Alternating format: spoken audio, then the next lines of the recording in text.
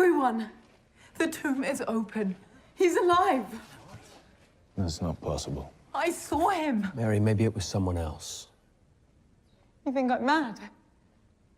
Peter! See the tomb for yourself.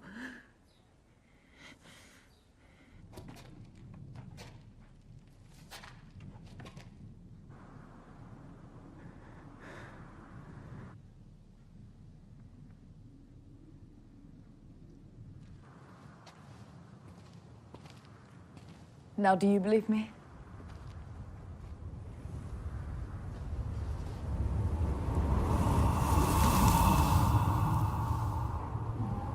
But he's gone.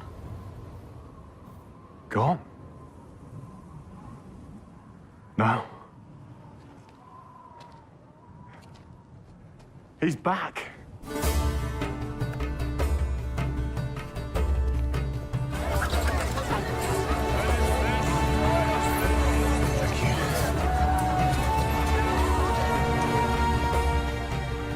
A cup. I need a cup and some wine. What happened? His body.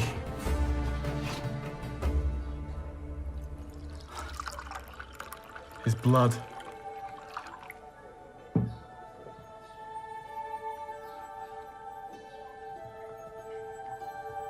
I am the way, the truth, and the life.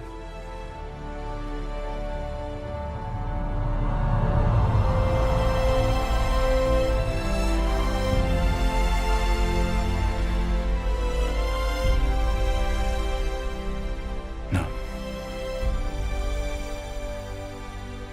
No, this isn't real.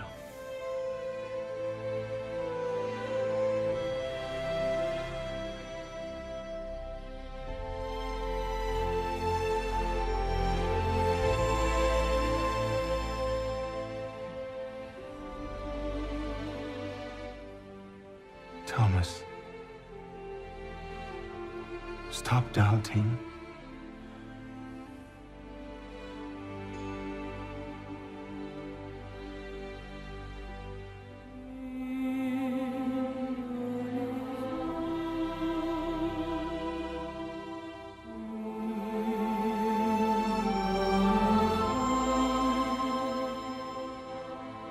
And believe.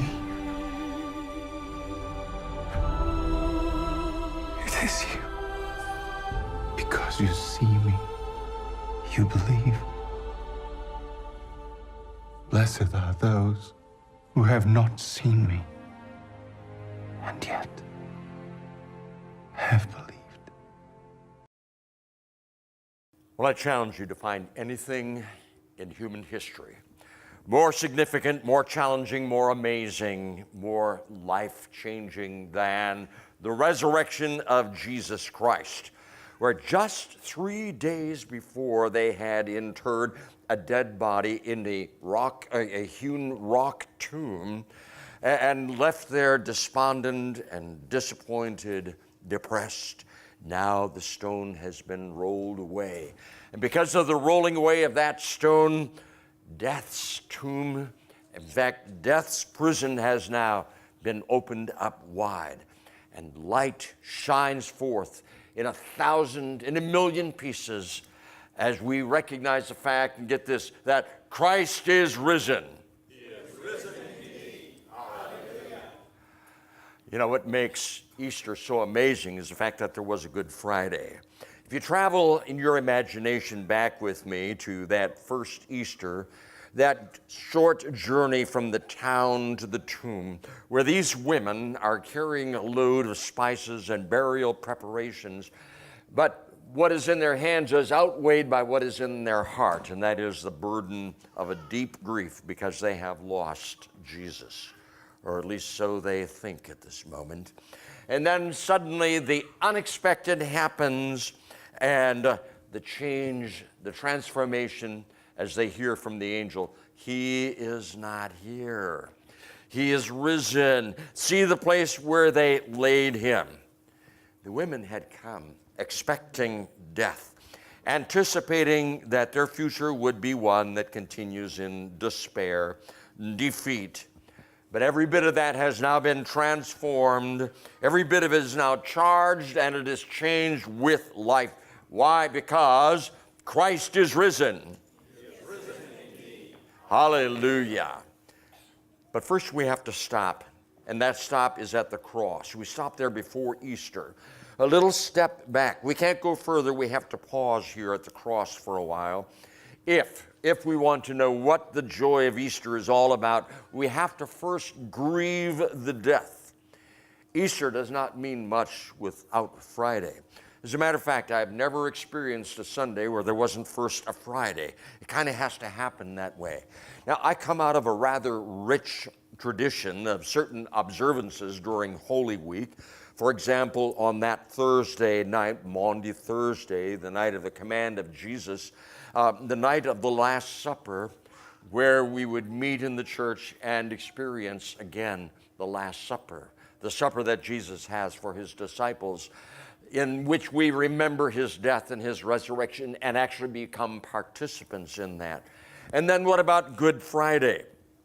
I'm old enough to know and remember when all the shops would be closed on Main Street for 3 hours on that Friday. None of the schools would be open. No public schools were open on Good Friday. And then if there was a church on Main Street, that church would be open. People would come in for time of prayer and meditation. Some choirs would be there. There would be organ music in the background playing softly. And some of the preachers from that town would get up and give a short meditation on the meaning of the cross so that people could experience the death. And then in the evening, a service of darkness, or the tenebrae, as one by one the candles are extinguished and the lights are dimmed, until finally Jesus Christ has breathed his last and has died, as we follow that in the scriptures, and we leave in absolute silence and in darkness, feeling that sense of grief in the death of Jesus. There is no real Easter without first that Good Friday. To be there to feel and to sense the pain and the sorrow, to participate, as the Apostle Paul writes in Galatians 2, I am crucified with Christ. Nevertheless, I live. But the life I live by faith in the Son of God. Living in that life of faith, seeing the immensity of love that focused in that moment on the cross, but it was also at the same time, there was a twin focus. It was focused on each one of us. Imagine that 2,000 years ago, him knowing you already, knowing your name, knowing your need, and then Jesus giving his life because of that. Here's where we see real love and the whole purpose for which God became man in the person of Jesus Christ. And then from that cross, he calls out, it is finished. And the meaning of that is not only is the suffering done, but the price of our human sin, our brokenness, our alienation, all of that has been paid absolutely in full. His death for my sin, all in my place. So there is no resurrection without first that death taking place. It absolutely can't happen. The cross happened first for us.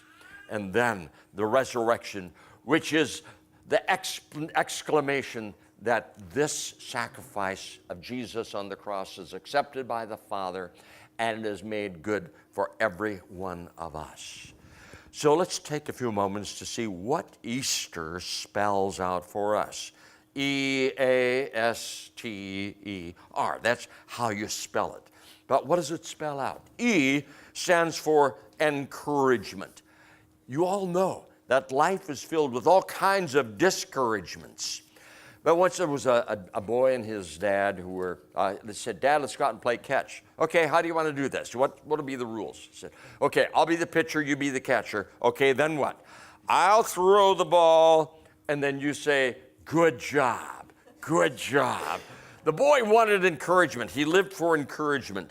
And there's nothing in life, actually, and you think about it, is there anything, can you think of anything more encouraging to us than the resurrection of Jesus Christ?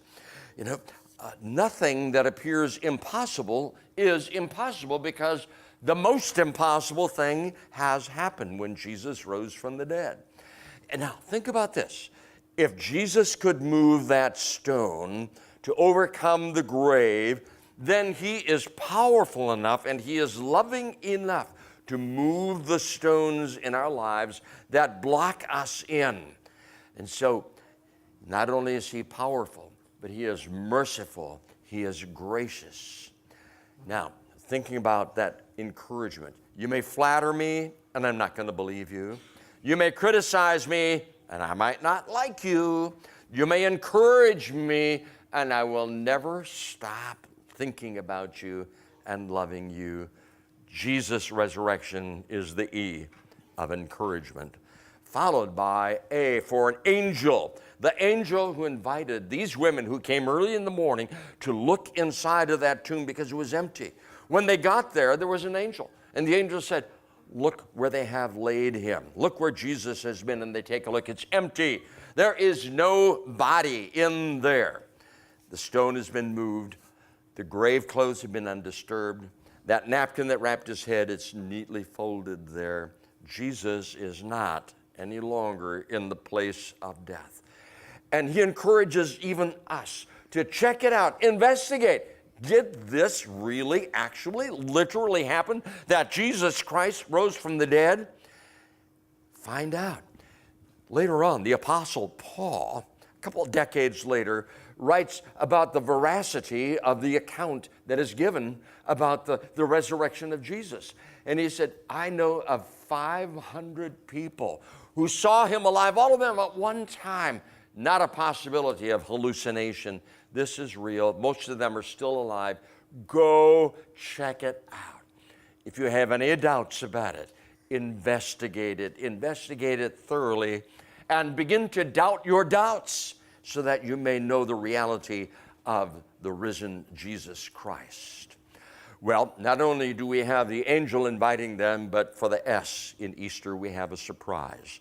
This is the surprise of the ages. You know, everybody was caught off guard. The guards were caught off guard. Well, the women were caught off guard. The officials were caught off guard. You know, everybody was expecting death to be there, but it wasn't there anymore.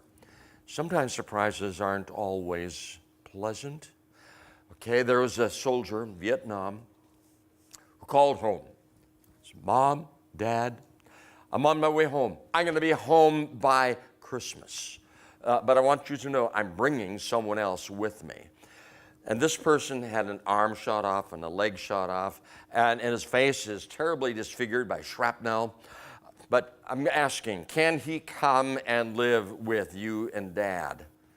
There's a silence on the other end, and Mom, kind of embarrassed, says, well, you know, I don't know. We've got a really busy social season. A lot's going to be happening in our home. This will be kind of embarrassing to us. I'm afraid I'm going to have to say no. And by the way, I got to run right now because we are late for a party. So when they came back home from the party that night, there was a highway patrol car and an officer there who said, by the way, ma'am and sir, I need to let you know that there was a soldier in a motel suicide. He had only one arm, he had only one leg, and his face was quite badly disfigured. Here's his ID. And they looked at it. It was their son who had nowhere to go. But you know, for us, the surprise is not a bad surprise like that one, not a tragic surprise, but a great surprise, because even though sin has harmed us and maimed us and disfigured us, he says, welcome into my home. The resurrection means that for us. The wonderful surprise when suddenly the whole thing begins to make sense to us and say, wow, that resurrection is meant for me, a life-changing reality. So we have that surprise. We also have the angel. We've got the encouragement, but now we have the T for telling other people. Now, after the women experienced this incredible surprise about the living Jesus, they're told, now go and tell the disciples and tell all the others. Tell them that Jesus is alive. And you know, this telling applies to every one of us who knows the risen Jesus Christ. How else are people going to know unless somebody tells them? Well, truth about Jesus is the one truth, the only truth that is going to make an eternal difference in the lives of people. And the responsibility falls on who? If not on us, well, who does it fall on? It falls on us. But you might think, you know, I just don't think people are that interested. Why should I bother? I had an experience just a couple of weeks ago about someone telling me about a book. And the author said, these are such great books, great adventures, and they're just spellbinding. You can't put them down. And that got me interested enough that I said, I'm going to buy into that. And so when I got home, I went to my Kindle and I downloaded that book. I would not have known without somebody else's sense of enthusiasm for it. Someone being sold on the whole idea that wanted to sell me on the idea. That captured my interest, and then that interest led to me taking action. Who knows but what part God has you to play in the salvation of another person. That sense of E for excitement that follows the telling others, excitement. Or maybe think of enthusiasm. Some years back, there used to be a thing that would come to your door called a newspaper. Probably none of you get them anymore. And they had these cartoons, and I always go for the funny papers. That was the first thing. Well, there was a cartoon called Family Circus, and I guess it's still there. Okay, so little Billy and his brother are walking through the candy store, and they see all the chocolate bunnies and the jelly beans and the marshmallow bunnies and so forth, and they're looking with great excitement over it, and then Billy says to his little brother, he says, "This may be Good Friday, but Sunday's going to be even gooder." Bad English and great theology. Yeah, without Friday, without Good Friday, it would just be a bad Friday and would be the end of hope, and it would be not the end of guilt, but the end really of anything meaningful in our lives. The prospect of Jesus being raised from the dead was so filled with joyful possibility that it was hard to believe. The women at first didn't believe it. The disciples at first didn't believe it. Peter had to go and run and see. Thomas didn't believe it. Unless I touch those wounds, I am not going to believe. But then the excitement that happened when they realized that he was alive. This led to the greatest movement in human history, and that is the development of the Christian church. It was people who were excited about the resurrection of Jesus Christ. In fact, they couldn't stop telling people about that, even though they had to endure persecution, and many of them faced death. But because of the life of Jesus, their lives were totally changed. To experience divine life within your own heart, can you think of any greater excitement than that? Any greater experience, as long as we're on the letter E, than that? But finally, we get to the final letter, and that is R for resurrection. Confucius, Buddha, Muhammad, hey, where are they? They are still in their graves. The central event of our faith is that Jesus came alive, physically alive out of that grave. And if it didn't happen, do you know that we're all here wasting our time? You know, we shouldn't be here if he didn't rise up from the dead. If it is true, we're in the right place. We're doing the right thing. We're celebrating the central event of human history. It is the one that changes everything, both now and forever. Well, we don't have to be any longer like those women were that early morning when they were on their way to the tomb, carrying the heavy burdens of those burial spices, expecting death. We are people expecting life, and we do not have to carry any longer the burden of guilt and disappointment and discouragement in our lives.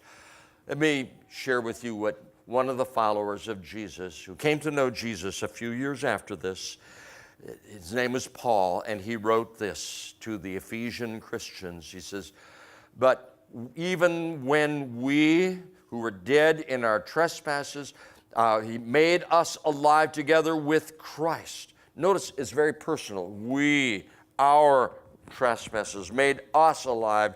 By grace, you have been saved. And he raised, look at that, our resurrection. He raised us up with him, seated us with him in the heavenly places in Christ Jesus. So that means we are partakers of that resurrection. It wasn't just Jesus that day, but it involves all of us. There was a Sunday school class, and the teacher told the story again of the resurrection of Jesus. And as she's coming toward the end, and she said, what do you think were Jesus' first words when he came bursting out of the tomb? And a hand went up right away and said, I know, pick me. And the little girl said, when the teacher said, well, what were those words? She said, ta-da, ta-da. Easter is the big ta-da of Christianity. And while I wrap this up, you can go and go for the kids, bring them on in because we have something special for them. And I just want to share with you, there is hope for you. There is joy for you in the risen Jesus Christ. And by faith, we let him change our lives, charge us with that eternity, charge us with faith, with hope, new perspectives in our lives, so that we have the fullness of Easter, and we can live no longer with discouragement, but with encouragement, that we can do like the angel told us to do. Investigate it, find out. Let your faith be a personal faith, not just a second-hand kind of a thing. Experience the surprise of the ages, and this is a good surprise, not a disappointing surprise. And then tell other people. After the women experienced the surprise of the living Jesus, they told other people, and they had an excitement. And that excitement was infective. It just went all over the place. And finally, the resurrection. It is our resurrection as well. We are made new. We are risen. We are made to rise up with Jesus Christ. If you have that faith, if you have that hope, God bless you, and may that faith and hope increase each day in your lives. If you've maybe been delaying, saying, well, I guess it's maybe true, but how about letting Jesus Christ, by the power of the Holy Spirit, make that new and alive so that you can act upon that every single day of your life?